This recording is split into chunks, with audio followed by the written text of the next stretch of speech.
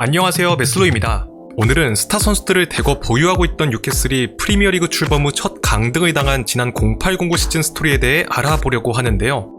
바비롭슨 체제에서 북동부 최강 클럽으로 등극했던 뉴캐슬이 강등당한 이유는 과연 무엇일까요? 그럼 재밌게 봐주세요. 지난 1999년 뉴캐슬은 무리뉴가 가장 존경하는 스승이자 세계 최고의 감독이라고 불리기도 했던 바비롭슨 경을 데려오며 프리미어리그 상위권 도약을 노렸습니다.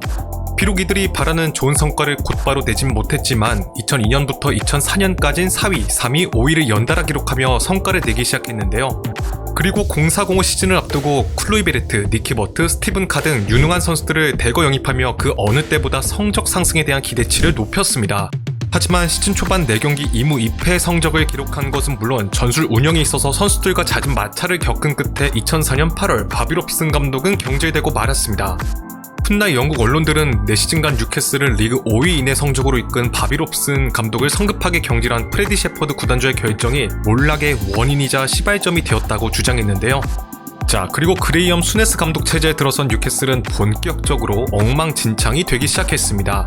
수네스 감독은 알 수 없는 선수 기용 방식을 보여주면서 팀을 리그 14위까지 추락시켜 버렸습니다.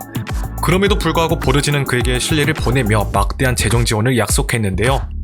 그렇게 2005년 1600만 파운드를 들여 레알 마드리드에서 마이클 오원을 영입했습니다. 당시 노장 앨런 시어로에게 언제까지 득점을 기대할 수 없었고 야심차게 영입한 클로이베르트마저 아쉬운 활약을 보였기 때문에 거금을 들여 오원을 영입한 것이었죠. 이뿐만 아니라 스콧 파커와 엠레를 연이어 영입하며 매력적인 앞선을 구축하게 되지만 강력한 앞선에 비해 뒷선은 바바야로, 브렘블, 붐송으로 대변되는 자동문 수비 조합 3B로 구성되면서 뉴캐슬은 수비 조직력이 무너져버리고 말았습니다. 다행히 골키퍼 셰이 기분이 강제 전성기를 맞이하며 뉴캐슬을 겨우겨우 구해냈고 결과적으로 수네스 감독은 성적 부진으로 경질되고 말았습니다. 이후 뉴캐슬은 앨런 시어러가 은퇴를 선언하면서 변화의 조짐이 보이기 시작했습니다. 새 사령탑으로 올라선 글렌 로더 감독은 부상이 잦은 오원을 대신해 유수 출신의 아메오비와 작지만 빠른 스피드를 지닌 마르틴스를 투톱으로 배치해 이들의 공백을 메웠고 스콧 파커, 엠레, 제임스 밀너에 더해 새 영입생인 더프로 미드필드진을 구성해 공격력의 손실을 최소화시키고자 했습니다. 그러나 더프의 경우 잦은 부상으로 무기인 스피드가 죽어버리면서 뉴캐슬에서 별다른 퍼포먼스를 보여주지 못하고 저조한 활약을 이어나갔는데요. 그리고 훗날 그는 뉴캐슬 강등의 원흉이 되어버리고 말았습니다. 이뿐만 아니라 수비 불안 문제를 계속 노출하면서 이때부터 뉴캐슬의 2부 리그 강등이 가시화되고 있다는 전문가들의 시각이 나오기 시작했죠. 다행히 리그 13위로 마감하며 잔류엔 성공했지만 글렌 로더 감독은 경질되고 말았습니다. 그렇게 벌써 2명의 감독이 경질되었는데요. 그리고 이때 뉴캐슬의 대대적인 변화가 찾아왔는데 바로 영국 최대 스포츠 용품 업체 소유주인 마이크 애슐리가 뉴캐슬을 인수하며 새 구단주로 추대된 것이었습니다. 팬들은 그가 구단의 영광의 나날을 되찾아줄 것으로 기대했습니다. 이러한 기대에 걸맞게 그는 곧바로 막대한 재정을 투입해 2007년 볼턴에서 수완을 발휘했던 샘 엘러다이스를 새 사령탑으로 불러들인 것을 시작으로 뉴캐슬의 대대적인 리빌딩을 감행했는데요.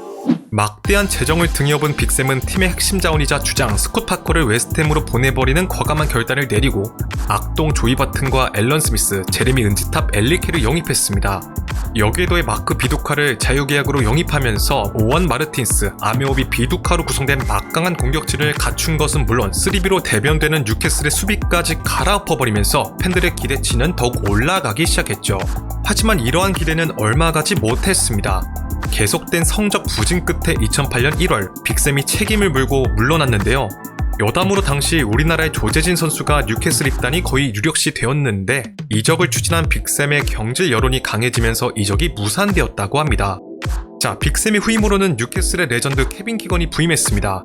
그는 과거 뉴캐슬의 전성기를 이끈 상징적인 인물로 곧바로 팀을 리그 12위로 이끌면서 안정적으로 시즌을 마무리했습니다. 하지만 이 또한 얼마 가지 못했습니다.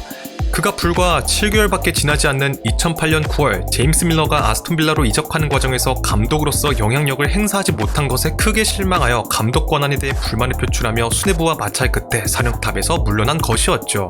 애당초 케빈 키건 감독은 애슐리 구단주의 주도하에 이뤄지는 대대적인 인사구조 개편에 의문을 품고 있었습니다. 그의 주변 지인들이 클럽의 임원으로 부임했으며 그 속에서 부임한 풋볼 디렉터 데니스 와이즈와 애슐리 구단주가 합심해 클럽 내에서 자신의 기반을 약화시키는 것에 큰 불만을 느꼈다고 하는데요. 자, 그리고 구단주는 키건의 후임으로 조키니오 감독을 선임하게 되는데 이는 선수들에게 엄청나게 실망감을 주는 사건이 되었습니다. 왜냐하면 그는 지난 5년 동안 현장 경험이 없던 인물이었고 감독으로서 성공을 거둔 지도 굉장히 오래되었을 뿐더러 언행에도 문제가 있던 감독이었기 때문이었죠. 결과적으로 조키니오 감독은 선수들에게 신뢰를 전혀 받지 못했으며 부임 5개월 만에 심장병 수술로 인해 병원 신세를 짓느라 팀을 이탈했고 팀의 성적이 강등권에 가까워지자 결국 경질되는 데 이르렀습니다. 이렇듯 구단주의 계속된 삽질로 팀의 분위기는 물론 팀 케미스트리도 점점 깨져가고 있었는데요. 결국 마이크 애슐리 구단주는 반전의 카드로 2009년 4월 거의 시즌 막바지에 접어들어 구단의 레전드 앨런 시어러를 데려왔습니다. 당시 레전드 시어러의 등장에 뉴캐슬의 팬들은 열광하며 그에게 무한한 응원의 목소리를 보냈는데요. 하지만 그가 이미 함락한 뉴캐슬을 빠른 시일 내에 재건하기엔 시간이 부족했고 무엇보다 경험이 모자랐습니다. 설상가상으로 악동 조이 바튼이 앨런 시어러에게 대드는 등 여러 문제들을 일삼아 논란을 일으키면서 가뜩이나 침체되었던 팀의 분위기는 더욱 침체되고 말았죠. 이렇듯 좋지 않은 분위기 속에서 시어러 감독은 1승 2무 4패라는 최악의 성적을 기록했고 잔류 결정전인 리그 마지막 경기에서 아스톤 빌라를 만나게 되었습니다. 당시 동시간대에 함께 잔류 경쟁을 펼치는 헐시티가 맨유에게 실점을 내주면서 뉴캐슬은 무승부만 거두어도 잔류가 가능한 상황이었는데요. 그런데 데미안 더프가 자책골을 기록하면서 뉴캐슬에게 강등의 그림자가 점점 드리우기 시작했습니다. 결국 경기 판도를 뒤집지 못하고 패배하면서 해당 시즌 7승 13무 18패를 기록, 16년 만에 강등을 당하고 말았습니다. 이로 인해 자책골을 기록한 데미안 더프의 경우 강등의 원흉으로 꼽히며 수많은 비난을 들을 수밖에 없었죠. 그리고 강등이 확정되자 팬들을 바라보는 앨런 시어러의 눈가는 어느새 촉촉해져 있었습니다.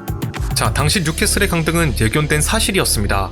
뉴캐슬은 바비 롭슨 감독이 경질된 이후 5년간 무려 6명의 감독을 갈아치우며 이와 동시에 빅4에 못지않은 자금을 투자했었습니다.